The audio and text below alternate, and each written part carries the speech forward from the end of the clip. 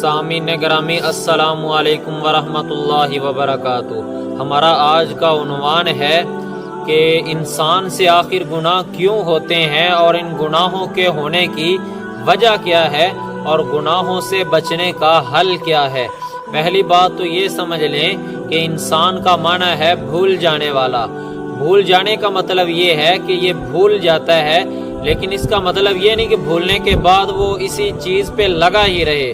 حضور علیہ السلام نے فرمایا کہ آدم علیہ السلام کا ہر بیٹا خطا کار ہے، یعنی کہ ہر انسان میں کمی ہے، لیکن سب سے اچھا گناہ گار وہ ہے جس سے گناہ ہو جائے اور فوراً توبہ کی طرف لوٹ آئے۔ فرمایا کہ گناہ کا ہو جانا بری بات نہیں ہے، ہو جاتا ہے، انسان ہے، لیکن گناہ کر کے اس گناہ پہ ڈٹ جانا یہ سب سے بری بات ہے۔ گناہوں کی وجہ سے اللہ کا ڈر ہمارے دلوں سے ختم ہو چکا ہے کہ ہمارے گناہ اتنے زیادہ ہیں کہ آج ہمارے دل میں اللہ کا ڈر نہیں ہے۔ اگر اللہ کا ڈر ہوتا تو ہم گناہ کرتے ہی نہ۔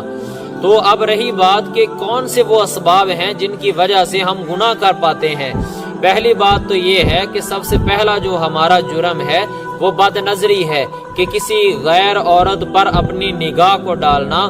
اور جب انسان بد نظری کرتا ہے تو وہ بد نظری کا عکس انسان کے ذہن میں جاتا ہے، پھر وسوسے پیدا ہوتے ہیں، اس سے ہماری شہوت بھڑکتی ہے، جس کی وجہ سے انسان گناہوں کی طرف مائل ہونا شروع ہو جاتا ہے۔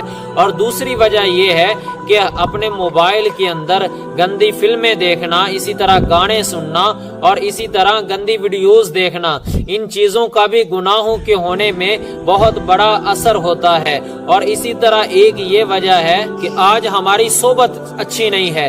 جس صحبت میں ہم جا کر بیٹھیں گے اس صحبت کا رنگ ہمارے اوپر آئے گا۔ اگر ہم اللہ کے ولیوں کی صحبت میں بیٹھتے ہیں تو ہم نیک راستے پہ آئیں گے۔ اگر ہم برے دوستوں کے ساتھ بری صحبت میں بیٹھتے ہیں تو ہم پر برے اثرات آئیں گے۔ اس لیے میرے عزیز محترم بھائیوں، اپنی صحبتوں کو اچھا کرنا چاہیے۔ اسی طرح ہم سے گناہ یوں ہوتے ہیں کہ ہم آج سنت سے دور ہیں۔ حضور علیہ السلام کی جو مبارک زندگی ہے اسے ہم نے آج نظر انداز کر دیا ہے، اور ہم اغیار کے طریقوں کو اپنا رہے ہیں، جس کی وجہ سے ہماری روحانی اصلاح میں بہت زیادہ کمی واقع ہو چکی ہے۔ اب رہی بات کہ ان گناہوں سے کیسے بچا جائے، کہ اتنے زیادہ ہم گناہ کر جاتے ہیں پھر ہمیں توبہ کی بھی توفیق نہیں ملتی، تو اب ان گناہوں سے کیسے بچا جائے؟ پہلی بات تو یہ ہے کہ جب بھی گناہ ہو جائے تو فوراً اللہ کے دربار میں ہمیں توبہ کرنی چاہیے، اور یہ تصور کرنا چاہیے کہ مجھے اللہ پاک دیکھ رہا ہے اور میں نے ایک دن اللہ کی عدالت میں کھڑے ہو کے اپنے ایک ایک پل کا حساب دینا ہے۔ یہ تصور کریں گے تو ہمارے اندر احساس پیدا ہوگا۔ اسی طرح اپنے آپ کو فارغ مت رکھیں، بلکہ کسی نہ کسی کام کے اندر مشغول رکھیں۔ اگر آپ فارغ ہیں تو اللہ کا ذکر کرتے رہیں اور حضور علیہ السلام پہ درود پاک پڑھتے رہیں، اور اسی طرح نیک لوگوں کی صحبت میں بیٹھنا پسند کریں۔ اس کے بعد کسی نیک اللہ کے ولی کے پاس جائیں اور اس سے اپنی روحانی اصلاح کروائیں۔ پھر ہر روز رات کو سوتے وقت اپنے سارے دن کا مراقبہ کریں کہ آج میں نے گناہ کتنے کیے ہیں اور نیکیاں کتنی کی ہیں۔ اگر ہمارے گناہ زیادہ ہیں تو اللہ سے توبہ استغفار کریں، اگر نیکیاں زیادہ ہیں تو اس پر ہمیں خوشی کرنی چاہیے، اور اسی طرح اللہ کا شکر ادا کرنا چاہیے۔ جب گناہ کا خیال آئے تو فوراً پڑھیں اعوذ باللہ من الشیطان الرجیم۔ پھر جب گناہ کا خیال آئے تو یہ پڑھیں لا حول ولا قوت الا باللہ العلی العظیم، اور ہر وقت یہی خیال ہو کہ میرا اللہ مجھے دیکھ رہا ہے، اس کے سامنے میں کیا کرنے جا رہا ہوں۔